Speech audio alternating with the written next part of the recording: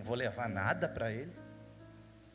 Eu vou até lá buscar bênçãos de mãos vazias. Êxodo capítulo 23, no verso 15, o Senhor diz assim: não apareça diante de mim de mãos vazias. E mais na frente, no capítulo 19, ele vai dizer: das primícias da tua terra você me trará. Para você chegar no seu destino, você tem que aprender a semear, querido. Tem que aprender a semear. Chegar na presença do Senhor de mãos vazias não é bom negócio. Saul sabia disso. Eu não vou chegar na presença do Senhor de mãos vazias. Eu não vou chegar na presença do Senhor de mãos vazias. O povo de Israel sabia muito bem disso. Um culto, chegar na presença do Senhor, no altar do Senhor, de mãos vazias, não fazia o menor sentido. Porque quando saímos da nossa casa, pensamos: estou indo para uma vigília, lá vai ter a presença do Espírito Santo. Lá pessoas cheias do Espírito Santo vão falar. Lá a pastora vai dar uma palavra maravilhosa. Aquele problema que eu tenho, eu vou levar para lá. Eu vou colocar na presença do Senhor. Ele vai me ouvir. Eu tenho fé para isso. Mas as suas mãos, como estão? Estão vazias?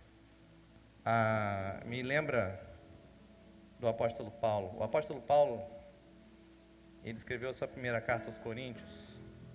E a primeira carta aos Coríntios, querido, ela tem 16 capítulos. Os 14 primeiros capítulos, o apóstolo Paulo fala sobre o ministério dos santos. Os 14 primeiros capítulos. Ele vai falar sobre o ministério dos santos. No 15º capítulo, o apóstolo Paulo vai falar sobre a ressurreição. E ele vai dizer no 15º capítulo: Jesus morreu e ressuscitou. Foi visto por muitas pessoas. Glória a Deus por isso. Mas ele não para aí. Quando ele termina o 16º capítulo, no 15º capítulo ele fala: Jesus morreu e ressuscitou. Jesus morreu por nossos pecados e ressuscitou. E ele continua no 16º capítulo: agora, a respeito da coleta para os santos, eu quero que vocês me ouçam. Eu não sei se vocês sabem, mas as cartas e os livros da Bíblia, eles não foram escritos divididos em capítulos. A nossa Bíblia ela foi dividida em capítulos lá no 13º século. É tudo uma coisa só, queridos. O apóstolo Paulo está falando: ele morreu pelos nossos pecados, ressuscitou, agora vamos à coleta. Vocês entenderam o que eu estou falando? Vocês não entenderam ainda. Ele morreu pelos nossos pecados e ressuscitou, agora vamos à coleta. Essa palavra coleta, queridos, no grego, ela é a palavra eulogia. A palavra eulogia, eu quer dizer bom, logia quer dizer palavra, é boa palavra. É uma coisa de bom que você vai falar sobre alguém. Dessa palavra veio a palavra em português elogio. Ele morreu e ressuscitou, agora vamos ao elogio. Em alguns países, a eulogia é o que eles fazem quando a pessoa está no funeral. Lá no funeral, aqui no Brasil a gente não tem esse costume, mas nos Estados Unidos, por exemplo, eles têm. O corpo da pessoa está ali e vem para fazer eulogia. Alguém que conhece quem está morto. E ele chega ali naquele funeral e ele começa a falar boas coisas de quem está morto, da vida daquela pessoa. Agora, se eu chegar numa igreja, novinho, pastoreando ali, e alguém morrer, eu não conheço quem está ali, eu não posso fazer eulogia. Eu não posso fazer eulogia, eu não conheço quem morreu. Eu não conheço. Se eu conhecer ele só um pouquinho, eu faço um elogio um pouquinho bom. Se eu conhecer quem está morto mais ou menos, eu faço um elogio mais ou menos. Agora, se eu conhecer perfeitamente quem está morto, eu faço um baita de um elogio. Eu quero que você diga para o irmão que está do seu lado: eu conheço quem morreu. Eu conheço quem está lá. Eu sei quem morreu. Ele morreu e ressuscitou. Agora vamos à coleta. Vamos à eulogia. Você conhece quem morreu? Eu fico admirado porque tem gente que não consegue dar nada na igreja. É porque não conhece quem morreu. Porque se conhecesse um pouquinho, daria só um pouquinho. Se conhecesse mais ou menos, daria mais ou menos. Mas você conhece bastante. Eu conheço quem morreu, querido. Ele é o Jeová Jirê, Ele é o Jeová Rafá, Ele é quem te provê tudo, Ele é que te dá o ar que você respira, Ele te trouxe aqui, querido. Ele quer derramar bênção sobre você. Vamos à coleta. A coleta não é questão material, querido, é questão espiritual. Eu quero chamar a Ellen Júnior aqui. Eles vão dar um testemunho da vida deles. Vamos dar uma salva de palmas para esse casal tão maravilhoso.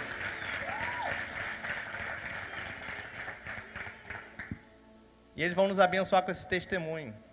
Um casal que Deus colocou um amor tão grande no meu coração. Não sei porque eu amo vocês tanto. Que Deus possa usar a vida de vocês nesse testemunho, que possa tocar o coração dos irmãos. Amém? Bom, como é difícil, né? Só deram pra gente uns 10 minutinhos. E a gente é discípulo de Elaine Wallace. Ou seja, vamos pegar mais tempo. A gente quer começar contando para vocês um pouquinho da nossa história. Curioso que a gente foi pego de surpresa. Mas assim, a nossa história a gente tem um prazer tão grande de contar para todo mundo. E dia 26 de setembro nós completamos 6 anos de casados. E é esse período que a gente quer contar para vocês. A gente vai tentar resumir um pouquinho 6 anos nesses minutinhos. Primeiro a gente quer contextualizar um pouquinho quem nós éramos, para vocês poderem entender o porquê que nós estamos aqui em cima e por que Deus convidou a gente para falar um pouquinho para vocês.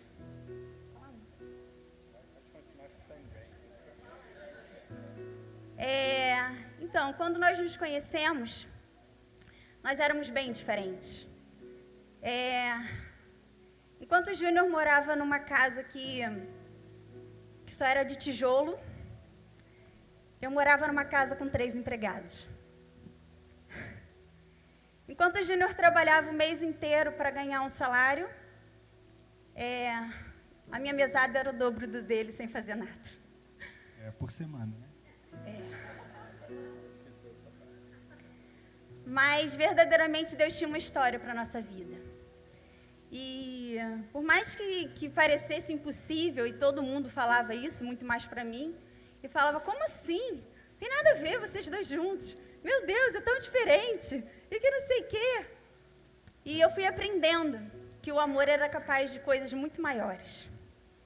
Na época, eu não sei se vocês conhecem, que aqui na Redondeza nem tem, né? Mas a gente se conheceu, na verdade ele tinha até uma locadora, mas depois ele teve um aviário. Vocês sabem o que é aviário? Não? Onde mata frango. Entendeu? Com aquele cheirinho. Pois bem. E aí eu estudava, né? Eu lá na UERJ, linda e maravilhosa. E chegava no final de semana, eu queria ficar junto com meu namorado. E aí eu ia para dentro de uma cozinha de um aviário, que é chamado de Magarefe. Não sei se vocês têm noção do que seja. Nesse lugar existe uma panela bem grande, assim, em cima de um fogão, com uma água bem quente, onde tem uns funis, e ele virava assim, obrigada, ele virava o frango, pegava uma faca, enfiava no pescoço, jorrava sangue, tá entendendo, né? Aí o frango se debatia lá, ele tirava, enfiava assim naquele caldeirão de água quente, aí subia aquele cheiro, entenderam? Aí depois daquilo ele ligava uma coisa chamada depenadeira, que faz assim, trrr, aí ele fazia assim com o frango e voava a pena para todos os lados, estão entendendo? Aí depois disso, ele jogava numa bancada assim, onde explodia água e sangue para tudo quanto é lado, e ele começava a cortar o frango e batia tudo assim, enfim. Isso era o frango que já estava dentro da cozinha, né? Porque tinha o frango que estava do lado de fora, o frango vivo, né? Aquele cocôzinho que faz cocô. Pois bem. E aí, eu queria passar o final de semana com ele. E eu ia para lá e ficava com ele. Olha que lindo. No meio de tudo isso. E aí teve um dia que a gente estava dividindo uma quentinha, assim, irmãos, quentinha. E aí eu estava sentada em cima de um bujão de gás, em cima do bujão de gás para não machucar muito, assim, a gente foi botar uma tela de ovo, né? Lembra disso? E eu sentada, comendo assim, e aquele cheiro de frango, né? Tripas, um balde de tripa assim, jorrando pelo lado. Do lado, assim, do ladinho, assim, né? Comendo. E eu falei para ele, você tem noção de quanto eu te amo?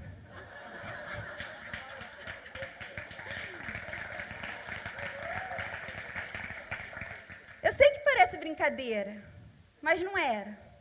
Porque eu verdadeiramente não precisava passar por aquilo. E eu estava ali porque eu amava ele. Mas eu ainda não tinha entendido o que a gente ia passar, eu ainda não tinha entendido o que Deus queria com aquilo. E eu, no meu fantástico mundo cor-de-rosa, eu achava que tudo ia ficar lindo quando a gente casasse, que tudo ia dar muito certo, que a gente ia viajar pelo mundo inteiro, que a gente ia comprar tudo para nossa casa, sabe aquela coisa, né? E pronto, marcamos a data do casamento. E aí, o que a Ellen fez? Saiu do emprego, só para pensar no casamento. Porque eu achava muito legal pensar no casamento, enquanto meu pai bancava a festa, a lua de mel, a casa, tudo. O Júnior trabalhando como um louco, tadinho, matando todos os franguinhos. E eu achando o máximo aquilo. Só que eu não tinha dimensão do que ia ser o dia depois da festa. Meu pai ainda falava assim, ó, setembro é o último mês da mesada. Eu não tinha noção do que significava isso. Até o dia que chegou esse mês. A gente casou, foi lindo, e a gente foi viajar. Antes disso, 10 dias antes da gente casar, meu pai dele, os pais dele tinham um mercadinho de bairro, assim. E o mercado ele estava muito, muito endividado, né? Só que a gente não tinha muito essa noção. E 10 dias antes da gente casar, o pai dele tentou se suicidar. E aí a gente falou, pô, peraí, como assim? Né? Ele falou assim, não, eu vou morrer, pegou a arma, foi uma confusão, porque tinha muitas pessoas cobrando ele não aguentava a pressão, e ele resolveu tirar a vida. Nisso a gente entrou na história. A gente também não tinha noção do que a gente estava fazendo. A gente entrou e falou, não precisa se matar. A gente assume as dívidas. A gente assume tudo, a gente fica com todas as dívidas, a gente assume a empresa, a gente assume tudo, mas não morre. Bacana. O que ele fez? Não morreu. E com quem ficaram as dívidas? Com a gente. Pois bem, a gente foi para a lua de mel, ainda não tinha noção do que estava acontecendo. E a gente voltou da lua de mel e entramos na empresa. E a gente começou a trabalhar muito. E a gente trabalhava de 5 horas da manhã até meia-noite, em Magalhães Bastos, e a gente morava em Campo Grande. E aí a gente chegava em casa e tomava um banho, morria, né? Naquelas horinhas, ressuscitava, ia trabalhar e trabalhar. Depois ressuscitava, né? Bem pouco tempo. Só que, lógico, que isso era um tempo muito fácil, né? Parecia fácil. E a gente foi vivendo, e tudo era lindo, até chegar o dia que a gente entender que realmente as dívidas eram reais. Né? Começaram a vir muitos fornecedores cobrarem a gente. E a gente não sabia como é que era. Eu, então, nunca sabia o que era dívida. Como assim? Alguém liga cobrando? Né? Não sabia o que era isso. E nome sujo? Como assim? Cheque devolvido? O que é isso? Cheque sem fundo? E eis que meu nome ficou sujo, cheque devolvido, conta no vermelho. Foi uma bagunça só. E a gente começou a ficar muito endividado, tentando cobrir o buraco. Lógico que a gente não cobria, era gigante, né, inicialmente falando. E aí a gente começou a ficar desesperado. Foi literalmente um desespero que começou. Porque a gente vendia muito pouco, a loja era muito pequena. Não dá para a gente contar assim nos detalhes, porque senão a gente ia ficar muito tempo aqui. Mas, não, eu vou contar. É porque a história do passatempo é legal. Eu vou contar que o passatempo foi o motivo da nossa primeira briga de casados. Um biscoito passatempo, irmãos, assim, um pacotinho de biscoito passatempo recheado. Porque pensa que a pessoa não tinha noção, né? Um biscoito passatempo tinha um monte na minha despensa, fato. E eis que ele chega, ele foi fazer umas compras para o mercado, e eu de tarde, morta, né? Já tinha trabalhado sei lá quantas horas, estou sentadinha lá, assim, abri um pacote de biscoito, estou comendo, chega ele e fala assim, o que é isso?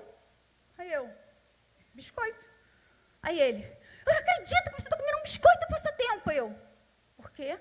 Aí ele, eu não acredito, é o biscoito mais caro que a gente tem na loja, só tem 5 unidades na prateleira. Não, eram 3. Ela comeu 33% do estoque, gente. Era muita coisa. Gente, a gente está rindo hoje, mas eu chorei pra caramba. Porque pensa que eu falei assim, não sei quanto custa um passatempo, mas não é possível que a gente vai brigar por causa de um biscoito de passatempo. E ele brigou feio comigo, e eu chorei muito, ou seja, foi a nossa primeira briga de casados, porque eu comi um biscoito de passatempo. E ela pediu demissão depois desse dia. Então, foi, porque depois eu vi que não dava mais pra mim, eu surtei, entrei em depressão, aquela coisa toda, né? De menina mimada, não estava acreditando ainda na realidade. Fiquei em casa chorando, né? Horrores, em depressão. E ele, tadinho, continuou trabalhando pra caramba. Mas a gente foi, resumindo, porque é muito longo mesmo, parece que quando a gente conta nossa história, todo mundo fala, caraca, vocês só têm isso junto, 6 anos. Realmente parece muito tempo, porque tudo que a gente viveu. Mas teve um dia que um pastor chegou nessa igreja, nessa igreja, que é a igreja mesmo, né? Nesse mercado, na nossa loja, e falou assim, olha, enfim, além de tudo, irmãos, tinha muita barata e muito rato. Consegue entender? Pois bem. Aí ele chegou e falou assim, olha, eu vejo devorador, eu vejo não sei o quê, nananã. Eu declaro que se em 3 dias não acabar o rato aqui nessa loja, eu entrego o meu ministério. E eu fiquei doido para ela envergonhar ele. Lembrando, né, que nós éramos católicos. Nós éramos católicos, assim, bem praticantes, renovação carismática, e eu tinha uma birra com crente. Eu tinha uma birra daquelas, assim, eu treinava meus crismandos, eu era coordenadora de crisma, eu treinava meus crismandos para dizer o que tinha que falar quando alguém viesse e falasse, porque vocês são adoradores demais. Não, peraí, tá aqui, ó. Entendeu? Eu treinava todos. Imagina, né, quando o pastor falou isso, eu falei, que delícia, vou destruir o ministério de um pastor. Pois bem, irmãos, passou um dia, passou 2 dias, no 3º dia, eis que aparece do nada um gato lá. E olha que nem era eu, hein? Gente, esse é meu marido, brincalhão. No 3º dia, apareceu um gato. Esse gato foi matando rato por rato. E sabe que gato, quando mata uma presa, ele gosta de mostrar que fez o serviço, né? Então, ele bota assim no teu pé. Aí você imagina assim que foi 1, 2, 3, 4, 5. Ele, tá bom, Deus, eu já entendi. Já entendi, tá tudo certo. Enfim, esse gato sumiu. Ele só apareceu, matou e sumiu. Nunca mais voltou. E todos os ratos morreram e nunca mais apareceu um sequer rato na loja até hoje. Mas enfim, aí eu falei, ferrou, né? A gente vai ter que ir lá falar pro pastor que deu certo o negócio. Aí a gente chegou lá e falou, pastor, realmente aí, foi sério o negócio, deu certo. E assim, para mim era muito difícil dar o braço a torcer para isso também. E aí, esse pastor foi e se empolgou, meu irmão. Ele chegava do reteté, chegava lá na loja, olhava e falava assim, eu vejo aqui, até lá no fundo, uma loja muito grande, muitos funcionários. Eu falei, surtou, cara, maluco. Cara, a gente tinha 3 funcionários que roubavam mais do que a gente tirava. Nessa altura já acreditava em tudo, né? E qualquer ele, coisa irmãos, já... Não, foi muito lindo, porque assim, no momento que a gente surtou, mas ele foi muito pastorzão. Ele foi meu pastor, porque ele acreditou. Sabe aquele cara de fé? E aí ele foi e falou assim, toma posse. O pastor falou que vai até lá, vai até lá. Eu falei, Jesus, a gente não tinha o que comer em casa, irmãos, tá entendendo? Eu falei, eu casei com um cara maluco, literalmente, não tem jeito. E aí, o meu marido resolveu fazer obra, porque ele acreditou. O pastor falou que ia até lá, ele resolveu fazer. Só que lembrando que a gente não tinha dinheiro para comer, só para lembrar. Minha vez. Só para... irmão, isso é sabedoria, né? Só para vocês ficarem mais por dentro, nesse período que ele foi lá orar, ela estava em depressão em casa. Eu saía de casa às 4h30 da manhã e chegava todo dia meia-noite, meia-noite e meia, né? Mas não é porque eu queria trabalhar tanto, né? Porque eu, na verdade, não queria ficar em casa com ela mesmo, com depressão. Verdade. E quando juntava a depressão com a TPM, era pior, né? Então, a gente começou a trabalhar, só para vocês terem uma noção do que era, quando a gente falou que assumiria a dívida, ela estava em torno de R$140 mil. Só que todo o meu salário era R$1.400, né? Todo o rendimento da minha casa era esse. E a gente entrou nisso aí mais pensando em salvar uma vida mesmo, né? Só que a gente não tinha entendimento que o que Deus ia fazer através disso. Desse ministério mesmo, que o nosso trabalho a gente leva como ministério, a gente fala hoje que é mercado, mas Na verdade, é uma igreja com fachada de mercado, né?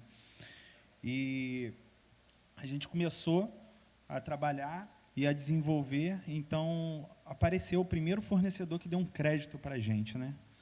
Nossa, a gente, só para vocês terem uma noção maior ainda, quando a gente entrou na loja, tinha toda essa dívida que a gente achava que tinha, e quando eu fui fazer o levantamento de toda a mercadoria, tinha R$800 de dentro. Né? Pensa Então, que R$800 é tipo um carrinho de compra, né? era tudo que tinha dentro da loja, né? E todo o rendimento que eu tinha do aviário era R$1.400, para pagar uma dívida de 140 mil.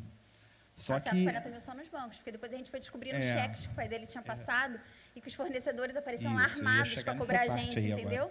Imagina isso para mim, gente, armados assim vai cobrar. Aí, o primeiro que foi cobrar a dívida, ele foi bem amigavelmente, foi com dois caras tipo o Paulão. Cadê o Paulão? Que eu vi Paulão aí. Olha lá, olha o tamanho dele, ó. Eram dois daquele tamanho e eu não sei porque tinha uns negócios assim para o lado também. Aí ele simplesmente foi lá me cobrar e me deu um prazo de 3 dias para pagar. Aí eu falei, não, eu vou te pagar com 3 dias. Aí eu fiz todas as contas de quanto a loja vendia, quanto que o aviário vendia, e vi que não dava nem a metade do que o cara tinha ido me cobrar, né? Aí, eis que com 3 dias ele chegou de novo. E eu não tinha o dinheiro, óbvio. Aí eu dei uma sugestão a ele. Eu falei, cara, me deixa vivo que eu vou te pagar. Se você matar, você não vai receber. Né? E aí ele foi e aceitou. Eu achei legal isso. Eu falei, caramba, deu certo. E depois que esse cara foi lá pela primeira vez, né? Aí eu falei, caramba, eu vou começar a falar isso para todos. E realmente eu comecei a falar. Eu falei, gente, eu quero pagar, mas eu não tenho como agora. Mas se vocês me derem uma chance... Todos eles deixavam eu pagar depois, mas também não me davam crédito, né? Mas pelo menos eu consegui falar, ficar vivo e falar com todo mundo.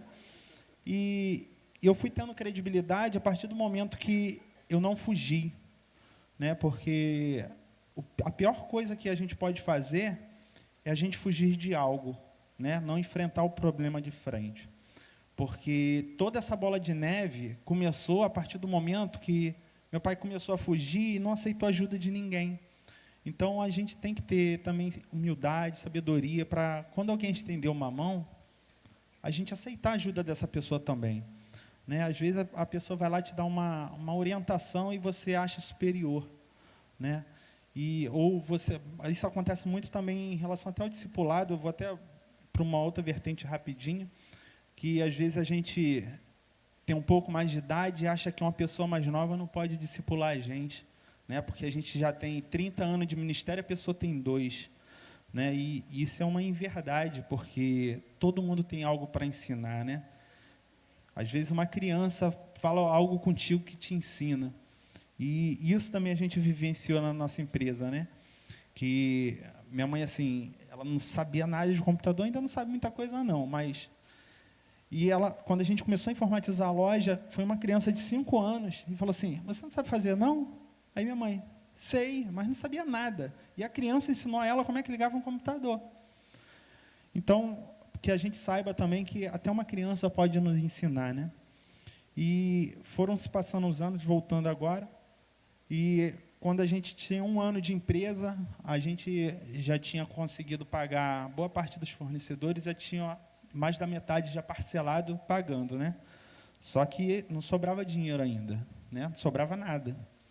E esse pastor foi lá orar e falou da loja que tinha que ser grande, não sei o quê, e eu fui lá, chamei o pedreiro e comecei a fazer uma obra, coisa de maluco mesmo. E aí ele me achou mais doido ainda, né? E a gente foi fazendo, e foi sendo fiel no pouco, e Deus foi colocando muito, né? Quando o André falou...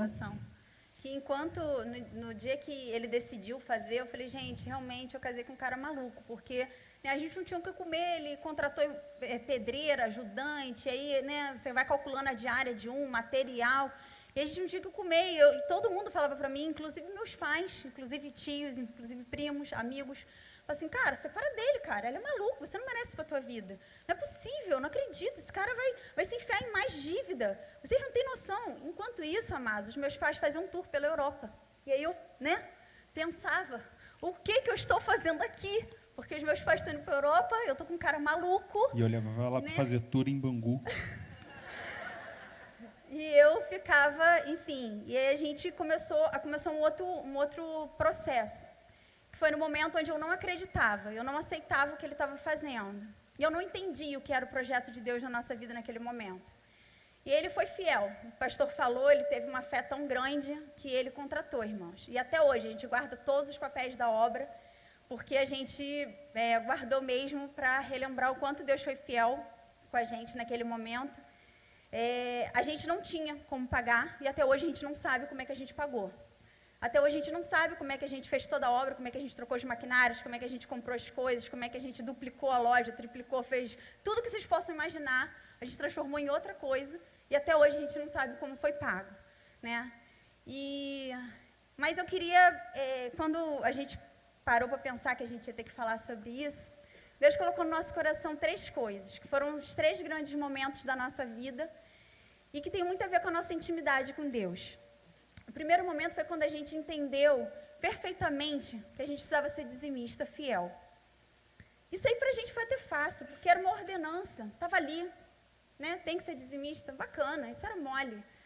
E aí a gente entendeu, só que a gente não tinha nem igreja, né? A gente estava nesse processo de sair da igreja católica, ser convertido, vir para cá, enfim. E a gente chegou aqui nessa igreja e graças a Deus a gente conseguiu entender a importância de ser dizimista. Mas aí a segunda parte foi quando a gente entendeu a importância de ser ofertante, que para a gente também foi um outro nível. Assim, espiritual, a gente sentiu que a gente deu um passinho, que a gente subiu um degrau. Porque ser dizimista era uma ordem, estava escrito lá que tinha que ser. Mas e a oferta? Aquela de amor, sabe? O nosso coração arder desde do lanche da célula, que é uma oferta, que você vai para a célula e você entende que a célula precisa que você contribua com o teu lanche, porque o outro também, e assim é feito o lanche da célula, até entender que a minha igreja precisava de uma oferta, não só do meu dízimo, mas precisava da minha oferta, daquela que o meu coração ardia e falava, não, hoje tem que ser especial, sabe? A minha oferta, quando eu entendia que eu ganhava algo, eu falava assim, peraí, eu preciso dar alguma coisa, porque meu coração está tão feliz, e eu precisava dar algo a mais. Quando a gente entendia que a gente podia fazer a oferta de doar uma vida vitoriosa para alguém, a gente pagava um retiro para alguém, quando a gente entendia que a gente podia abrir a nossa casa, porque abrir a nossa casa era uma oferta para Deus, para ter uma célula. E aí nós tivemos depois um outro passo, que foi o grande diferencial na nossa vida, e foi quando a gente conseguiu entender exatamente o porquê que Deus fez a gente passar por tudo que a gente passou na nossa vida. E quando a gente fala hoje, que a gente entende a nossa empresa, as nossas, né? Que graças a Deus hoje nós já temos 2 lojas. Mas quando a gente entende que as nossas empresas são igrejas com fachadas de mercado, porque verdadeiramente são. Lá nós expulsamos demônios, lá nós curamos pessoas, e isso acontece mesmo. Os nossos funcionários, nós oramos com nossos funcionários, os nossos funcionários procuram a gente, choram, e acontece discipulado. Tem dia que eu falo, hoje foi só gabinete pastoral. E é isso mesmo. Mas a gente entende por que Deus chamou a gente para aquilo. E por que a gente fez. Quando a gente conseguiu entender a importância de nós sermos administradores das coisas de Deus. Foi um outro passo. Não era só ser dizimista. Não era só ser ofertante. Era entender que nada era nosso. Nada era nosso. Nada. Nada. Na nossa casa não era nossa. Os nossos carros não são nossos, as nossas empresas, os nossos imóveis. Tudo que a gente diz que é nosso, não é nosso. É de Deus. No dia que a gente entendeu isso, a gente entendeu que a gente deu um outro passo de intimidade com Deus. Não por causa do dinheiro, mas porque a gente entendeu de que Deus é o dono de tudo. Nós só somos administradores. E aí sim, nosso coração ardeu para fazer coisas loucas, humanamente falando. E quem convive com a gente um pouco mais sabe que verdadeiramente nós vivemos assim. É uma pessoa que precisa de alguma coisa e que a gente abençoa, uma pessoa que precisa de outra coisa, a gente vai lá e paga. Ninguém precisa saber, porque na verdade a gente não quer a glória para a gente. E nem é esse o objetivo, mas a gente faz, porque a gente entende de que Deus ele não teria como chegar aqui e se materializar, para falar assim, eu vou pagar a vida vitoriosa dessa pessoa aqui, que não tem condições. Eu vou ajudar a comprar um remédio dessa pessoa aqui, porque ela não tem condições. Ele não vai lá na farmácia. Mas ele usa administradores do reino dele. Ele usa a minha vida, a do Júnior, e usa a vida de cada um aqui. Que sabe quando você sente alguma coisa, não sei porquê, mas eu senti uma vontade de ir ali pagar um lanche para aquela pessoa. Eu não sei porquê, mas eu senti a vontade de fazer isso aqui por essa pessoa. Porque a gente entende que verdadeiramente nada é nosso, que tudo é de Deus. E Deus, ele vai e fala, vai lá, aquela pessoa lá, eu quero que pague aquilo lá para aquela pessoa. Eu quero que vá lá e compre aquilo ali para aquela pessoa. E aí você vive literalmente na dependência de Deus. Porque você entende que aquele dinheiro que você achou que era seu, não é seu. Né? Deus, às vezes, naquele mês, te manda fazer mais coisas. E você gasta mais coisas naquele mês. E aí você volta a viver na dependência de Deus, porque você não sabe quanto você vai ter para você, porque não é seu. Vocês conseguem entender isso? Eu sei que é um pouco complexo e um pouco difícil às vezes. Porque quando a gente entende que a gente não é dono da nossa conta corrente, que a gente não é dono da nossa poupança, que a gente não é dono dos nossos carros, Deus não deu para você um carro lindo, grande, com uma carroceria, se Ele não quisesse que você ajudasse na obra de Deus. Se Ele não quisesse que você servisse a Ele com aquele carro. Deus não te deu um iate, um apartamento não sei aonde, sei lá o que Deus te deu. Mas Deus, Ele te dá, porque Ele entende que Ele te deu um pouquinho e você conseguiu administrar. E Ele fala, Ele é um bom administrador, eu posso dar um pouco mais. E Ele dá um pouquinho mais. E você oferta, e você continua servindo a Deus. E Ele fala, pois bem, eles são bons administradores, então eu posso dar um pouquinho mais. Não é verdade? E a gente às vezes a gente pensa assim, a gente tem uma conta com muitos milhões, e aí a gente precisa tirar um dinheiro de lá. É isso que acontece com Deus. Deus tem uma conta com muitos milhões, e Ele precisa tirar um dinheiro de lá para poder dar para alguém. Só que aí, vamos dizer que você ficou doente em casa e você não pôde ir. Você não pega qualquer pessoa na rua, vem cá, toma aqui a senha do meu cartão e meu cartão, você vai lá no banco e tira um dinheiro? A gente não faz isso. Para quem que a gente pede? Para aquela pessoa que tem intimidade com a gente, não é verdade? A gente pega assim o marido, a mãe, aquela pessoa que tem intimidade, que não vai querer roubar o seu dinheiro, né?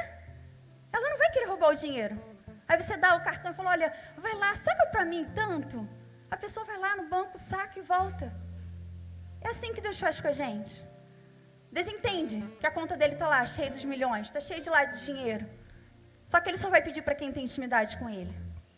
Ele não vai dar o cartão dele, da conta dele, para qualquer pessoa. E hoje o nosso desafio é sim acreditar que a gente pode viver nessa dependência, que a gente pode entender que as coisas não são nossas e são de Deus e que não vai faltar nada. Muito pelo contrário. Deus só vai multiplicar na nossa vida. E é isso que Deus tem feito na nossa vida. Nós não somos ricos, mas graças a Deus hoje nós não passamos fome, nós não passamos nenhuma necessidade. Porque nós aprendemos, né, pastora? Prosperidade é ausência de necessidade. E nada falta na minha casa. E a prosperidade vem em muitas outras formas, não só financeira. E hoje, nessa noite, Deus não colocou a gente aqui à toa, sabe? A gente começou o louvor e eu estava lá atrás e falei para ele assim, que alegria poder compartilhar com as pessoas o que Deus fez na nossa vida. Que alegria poder compartilhar com as pessoas o quanto foi especial para a gente entender e dar cada passo desse. Entender que não tem problema alguém entrar na minha casa e sujar o meu sofá e quebrar o copo no dia da célula, porque não é meu, eu não posso ficar chateada. O sofá é de Deus, vai estragar, Ele vai me dar outro. Quando estiver ruim, eu falo, Deus, meus irmãos, igual o irmão fala para o pai, o filho fala para o pai, o irmão lá quebrou o negócio, vai ter que comprar outro. Às vezes eu falo isso, eu falo, Deus, meu sofá já está sujo, meus irmãos sujaram muito, agora a gente vai ter que limpar o sofá ou comprar outro. E Deus faz.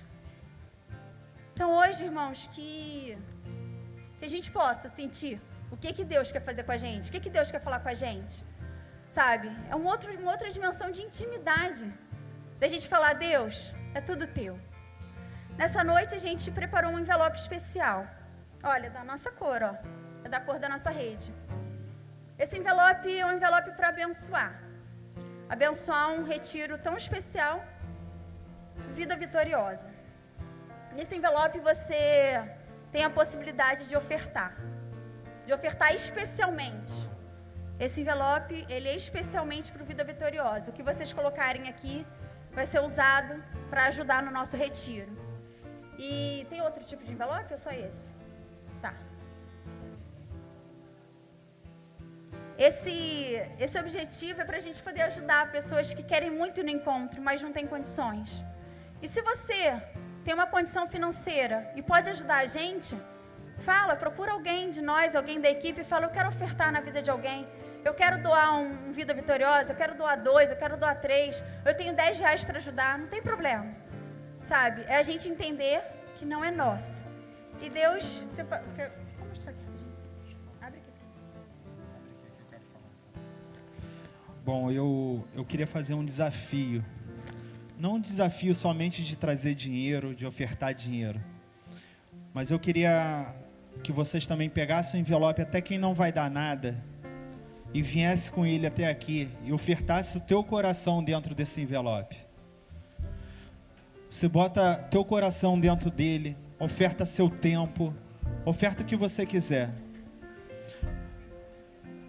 O que você não tem hoje para ofertar, não tem problema nenhum. Oferta teu coração, oferta o teu tempo.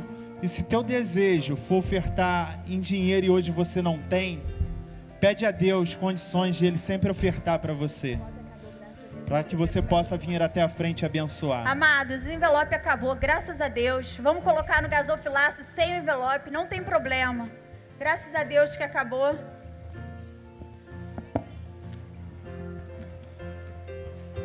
Deus me separou um versículo que foi o mesmo que o André leu e a gente nem tinha combinado. Obrigada. Lá em Lucas 16:10 diz assim: quem é fiel no pouco também é fiel no muito, e quem é injusto no pouco também é injusto no muito. Amados, nós somos a prova de que conseguimos ser fiel no pouco. Mesmo quando quase faltava comida na nossa casa, a gente conseguia ofertar, a gente conseguia doar um pouquinho. E hoje nós conseguimos doar um pouco mais. E cada vez que Deus tem capacitado, a gente tem feito coisas muito loucas. A gente tem acreditado. Aleluia! Aleluia! Deus tem acreditado, Deus tem colocado no nosso coração. E hoje nós somos dizimistas. Quase o dobro do que Deus ordena. Mas porque nós entendemos que hoje nós podemos viver com 80% do que nós temos. E podemos dar 20%. Pode parecer uma coisa louca humanamente, mas foi o que Deus tocou no nosso coração.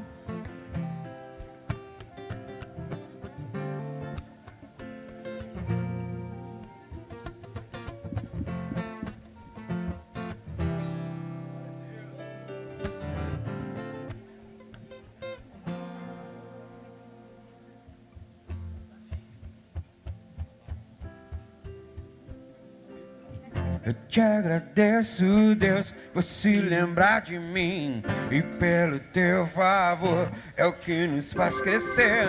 Eu vivo pela fé e não vacilo. Eu não paro, não desisto. Eu sou de Deus, sou de Cristo.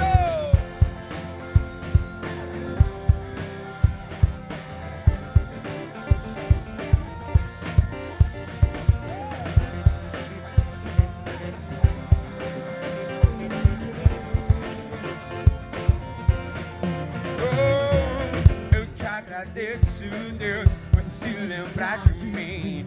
E pelo teu favor é o que nos faz crescer. Eu vivo pela fé e não vacilo. Eu não paro, não desisto. Eu sou de Deus, sou de Cristo. Você mudou a minha história e fez o que ninguém podia imaginar. Você acreditou e isso é tudo. Pra você, não sou do mundo não. A honra, a glória, a força e o louvor a Deus e o levantar das minhas mãos é pra dizer. Você pode cantar de pé, diga a honra. Você pode ficar de pé. A glória. Esse que ficou sentado aí, ó. Vamos ficar todos de pé, vamos celebrar ao Rei. É pra dizer que eu te pertenço. Eu te agradeço, Deus, que no deserto não me deixou. deixa eu morrer e nem desanimar. E como aquela mãe que não desistiu, você não se esqueceu, você insiste. Você mudou a minha história e fez o que ninguém podia imaginar. Você acreditou, e isso é tudo. Só vivo pra você, não sou do mundo não. A honra, a glória, a força e o louvor a Deus e o levantar das minhas mãos é pra dizer eu te pertenço.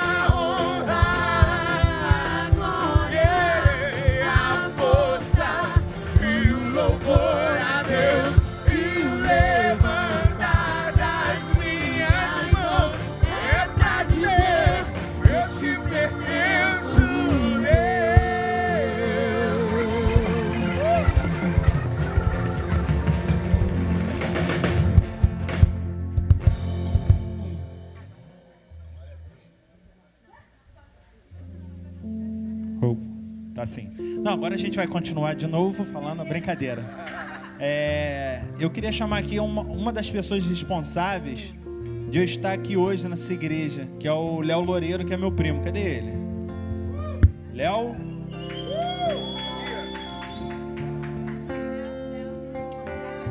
Então, cadê a Bárbara? Léo, você é uma só carne, Léo. Você casou. Eu queria chamar o Léo aqui para orar pelas ofertas.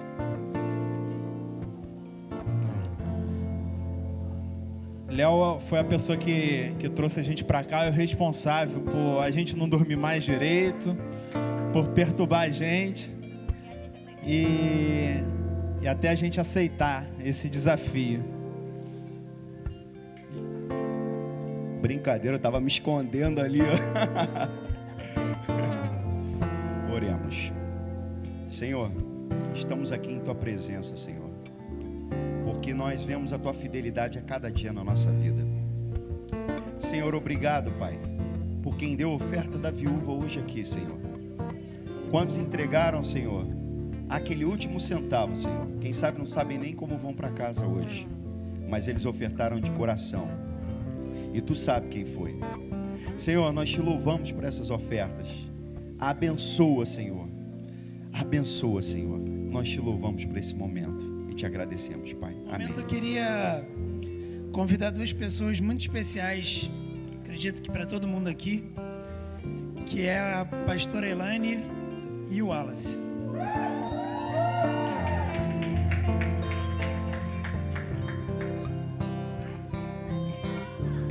Palmas.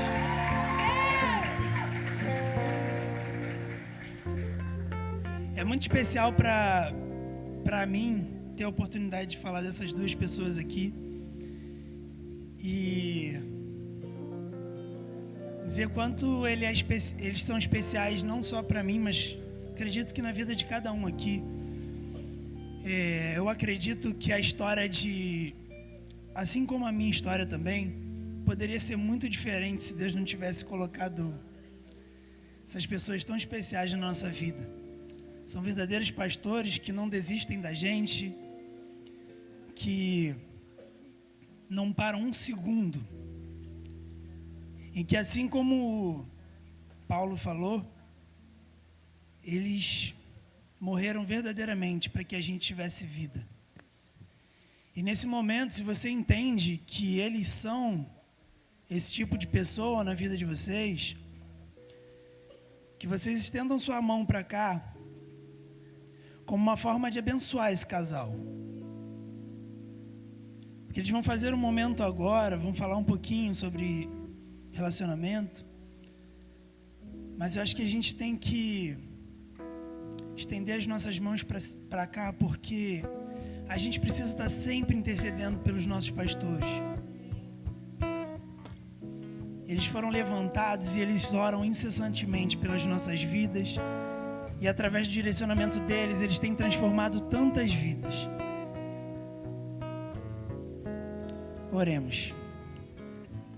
Senhor, nesse momento eu entrego em Tuas mãos a vida da pastora Elaine e do pastor Wallace, Senhor. Pessoas que o Senhor levantou e colocou na nossa vida para nos abençoar de uma forma incondicional, Senhor. A gente te agradece, Senhor, abundantemente, porque a gente entende que esse casal ele tem pago o preço para mostrar para a gente que o Senhor viveu de uma maneira maravilhosa aqui na terra. Eles são verdadeiros seguidores teus, Senhor. E nesse momento a nossa oração é que o Senhor, em momento algum, tire a sua mão da vida deles. Senhor, que de maneira incondicional o Senhor abundantemente derrame todas as bênçãos sem medidas, Senhor, na vida desse casal, porque eles têm transformado tantas vidas, Senhor. Eles têm feito tanta diferença na nossa vida. Eles têm pago o preço, Senhor, de morrer a cada dia, para que o Teu nome seja engrandecido nessa terra, Senhor, e para que o ID seja praticado por cada um de nós. Então sustenta, Senhor, a saúde, sustenta a área profissional, a área ministerial, sustenta a família deles, Senhor, e dê, Senhor, todos os sonhos que ainda não se cumpriram na vida deles, porque a gente ainda vai ser muito feliz de todas as histórias que eles ainda têm para contar, testemunhos que eles têm a nos passar, e ensinamentos, Senhor, que eles têm a cada dia nos passado. Sustenta, Pai, sustenta. Essa é a oração no nome de Jesus, e que nesse momento, mais uma vez, eles sejam boca de Deus no nosso meio, no nome de Jesus, amém. Te amo, meu filho. Bom, e agora a gente vai fazer o que mesmo, amor? Alguém pode dar uma pista? A gente vai sentar ali, a gente vai ficar aqui, ali, né? Então vamos lá. Bom, gente, vai começar a brincadeira. Pode sentar aí. A gente vai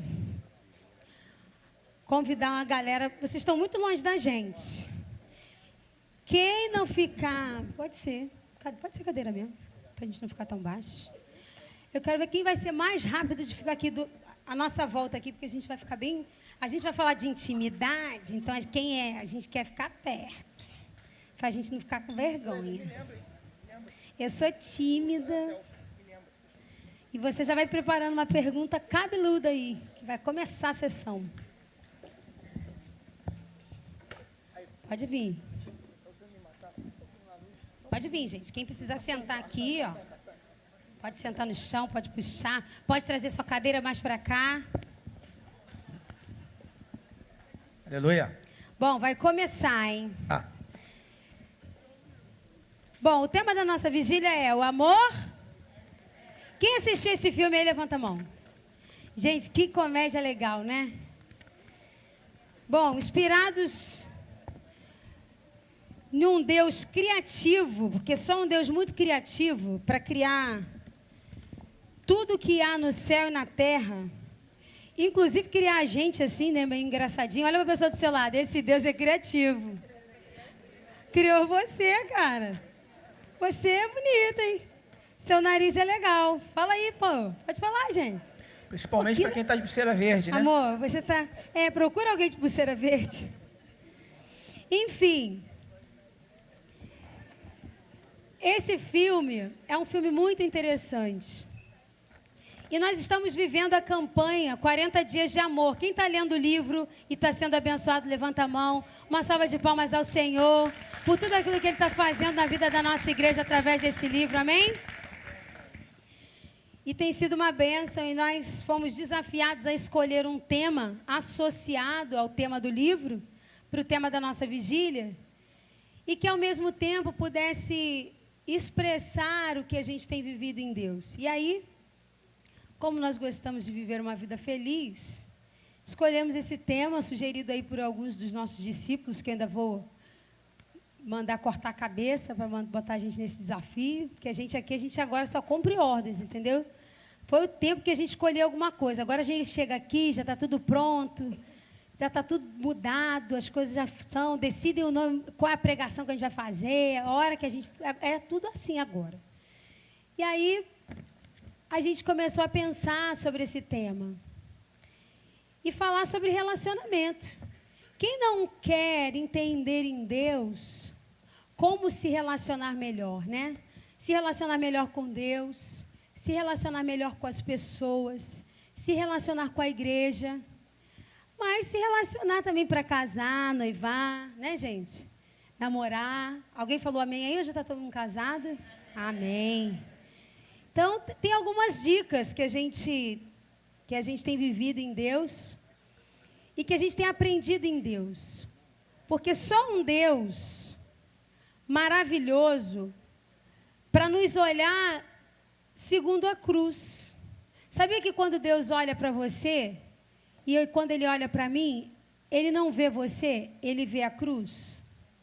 Quando Deus olha para a gente, o amor dele por nós é tão cego que chega a ser mais louco do que o amor daquele rapaz daquele filme, que não conseguia ver o que aquela mulher tinha por fora. Ele só enxergava ela por dentro. Quando o Espírito Santo habita em nós, algo extraordinário acontece. E a gente começa a olhar as coisas, as circunstâncias, as pessoas. E a gente começa a olhar para nós mesmos como Deus nos olha. E para que a gente possa se relacionar melhor com Deus, para que a gente possa se relacionar melhor com as pessoas, para que a gente se relacione melhor com a nossa igreja, para que a gente consiga se relacionar melhor com a gente mesmo, nós precisamos fazer um convite e dizer: Espírito Santo, toma o seu lugar na minha vida. Então vamos fazer isso juntos para darmos início à temporada de perguntas. Feche seus olhos, coloca a sua mão no seu coração e repita em voz alta: Espírito Santo, habita em mim. Eu reconheço o amor de Deus pela minha vida. Espírito Santo, eu quero ser instrumento do teu poder. Que essa palavra renove a minha mente e o meu entendimento. E que nessa noite o meu coração seja trocado, transformado no coração de Jesus Cristo. Eu clamo para que o sangue que foi derramado naquela cruz seja derramado na minha vida nesse momento. E que a minha vida nunca mais seja a mesma. Em nome de Jesus. Amém. Boa noite, gente. Eu sou o Wallace da Elaine. E eu sou a Elaine do Wallace. Gente, quem está solteiro aí, levanta a mão.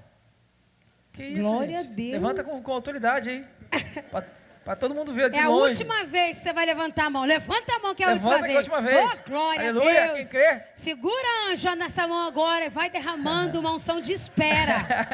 Uma unção de espera no Senhor. Gente que leu o Salmo 40. Entende que vai chegar. Quem é que está casado? Levanta a mão.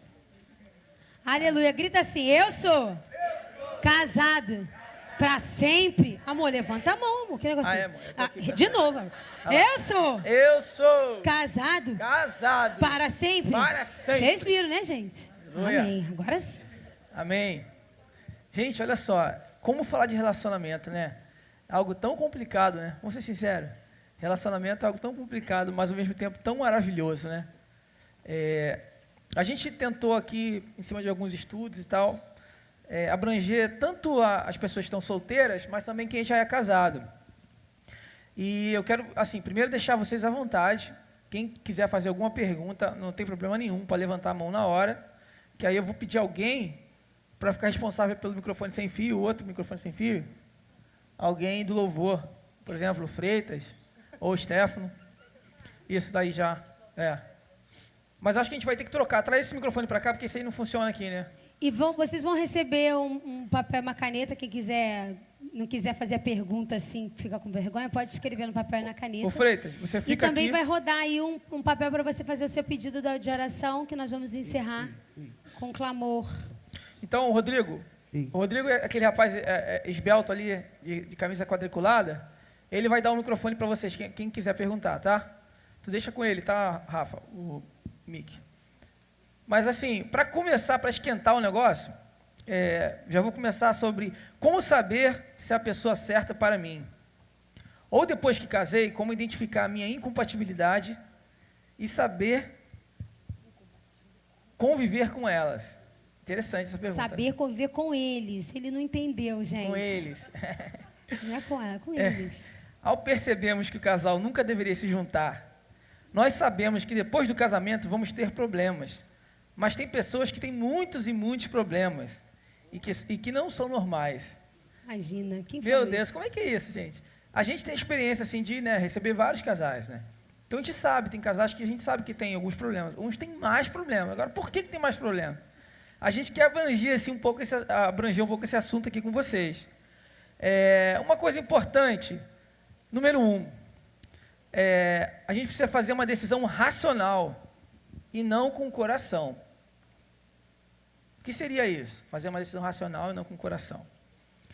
Primeiro a gente tem que entender um pouco sobre sentimento, né? O amor, ele é racional. A paixão, a atração, ela é extremamente emoção. Geralmente, quando a gente está guiado pela paixão e pela emoção, a gente fica completamente cego. Então é muito importante que a gente não tome nenhuma decisão, né, de casar com alguém. Aqui começando primeiro a falar para quem ainda está solteiro, não seguir pela emoção. A Bíblia fala que o coração do homem é enganoso, né? Então, quando a gente está guiado pelo coração, normalmente a gente está apaixonado, a gente não presta atenção em alguns detalhes. Eu quero aproveitar já ir logo para uma parte punk aqui. Por exemplo, uma consequência. Tem criança aqui dentro, gente? Não. Tem não? Tem criança Só não? eu. Então vamos falar mais aberto. Tá dormindo. Por exemplo, uma consequência é o sexo antes do casamento. O sexo antes do casamento ele traz uma consequência muito grande. Qual? Quando você comete o sexo antes do casamento, você se une àquela pessoa com um laço de alma. E aquele laço faz com que você fique cego emocionalmente e você não consegue mais enxergar racionalmente. Então, o que acontece? Você acaba tendo um vínculo antes da hora e aquele vínculo te cega totalmente e aí você depois não sabe por que você sofre tanto. Poxa, caramba, tentei aqui, tentei ali, tentei acolá. Pô, se você tivesse feito um propósito, que é difícil, mas aí quando você está num propósito espiritual com Deus, você não consegue ser guiado só pela emoção. Você vai ser guiado mais pela razão, mais pelo espiritual também. Você não vai se deixar ser levado só pela emoção. E o sexo, ele atrapalha muito isso. Porque quando a gente comete o sexo antes do casamento, a gente fica completamente cego. Então, a gente fica unido àquela pessoa e a gente não consegue enxergar, talvez falhas ou situações, diferenças, né? Não vou nem falar falha, eu vou falar indiferenças, que se a gente não fizer isso, a gente vai enxergar com mais facilidade. E acaba não ouvindo a voz de Deus. Quer falar alguma coisa? Não? Gente, vocês estão quietinhos, pode perguntar, tá, gente? Se alguém discordar também, ó, discorda, pode falar. A segunda coisa é escolher através do espírito da pessoa. Ou seja, a beleza interior. Vocês acham que essa história de beleza interior é sério mesmo, gente? Vocês acham que tem que escolher pela beleza interior? Eu ouvi alguém falar não aqui. Agora, uma coisa eu vou dizer, hein? Tudo que está em cima cai um dia. Entendeu? Mas enruga, fica difícil o negócio. Então, cuidado para você não esquecer escolher alguém com toda a tecnologia, né, que existe hoje, para colocar as coisas O botox é mais magnífico ou aí, né? menos no lugar. De repente, você pode dormir com a sua esposa, que vocês podem acordar com Frankenstein.